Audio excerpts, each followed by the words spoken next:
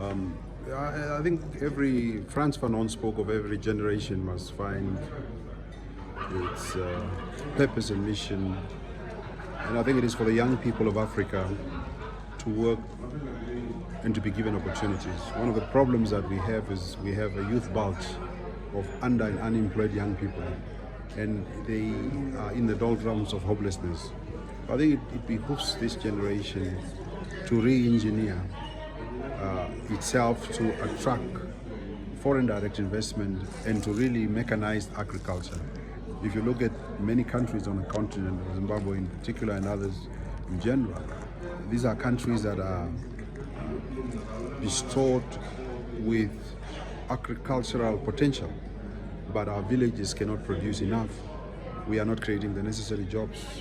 Our economy is left unattended because of raw materials that leave African shores without being processed. These are issues that confront young people, and the young people must be closer to the debate of transforming their lives. Hope and dream of African young people will not come by political statements, but by critical intervention of legislation and transforming the economic basis of the African people for them to be able to create jobs. So it is important for the young populace of any country to come at the center of engaging in a robust debate on where their lives would be. It's one thing for a politician to promise you a better tomorrow. It's another thing for a politician to implement what would secure a better tomorrow. So I think as young people, here and elsewhere, there are a number of opportunities, but our governments are very slow at opening up these opportunities. We are talking about a continental free trade area between Africa, but we have not prepared the young person. We have not prepared the vendor to be able to trade with the Sierra Leone on a product that comes from Buhera or a product that comes from Hassane in Botswana or Zambezi in Namibia. So there is a need for leaders and government to create the conducive economic environment for young people to be able to prosper. So to answer your question in context is that young people themselves must be awoke and they are alive and they can bring changes to their lives. But governments must also play a role to make sure that the dream of young people is not deferred. Many young people's dream is deferred. Many of them start working at age 45, 46, and all their lives they don't have jobs. And this is a critical question.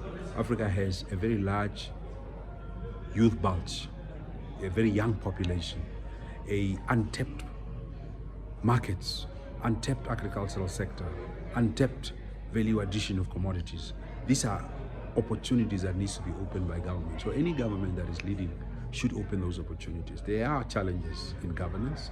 We should not hide it even if we're in the opposition, but it can be challenges that are in perpetual, that for years you can't unlock them. There are ways that we can unlock some of these challenges, and there must be speed and seriousness. Question of delivering fair housing to African populace, access to water, access to sanitation, access to electricity. These are matters that needs to be engaged, and our society should not remain. If I ask this question as a Pan-African parliamentarian, if you look at a country such as, I always use this narrative, that you look at a country such as South Korea. South Korea is an advanced country. There is no single African country that can match the advancement of South Korea 50 years after it got independent. And we ask ourselves, why?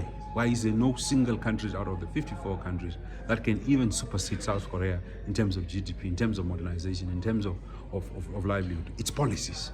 And the policies choices that African leaders make are keeping us behind. So policies must change, and we must transform our people to bringing intervention policies that changes the life. One of the issues that is not even addressed on the continent is struggling mothers, single mothers, raising young people.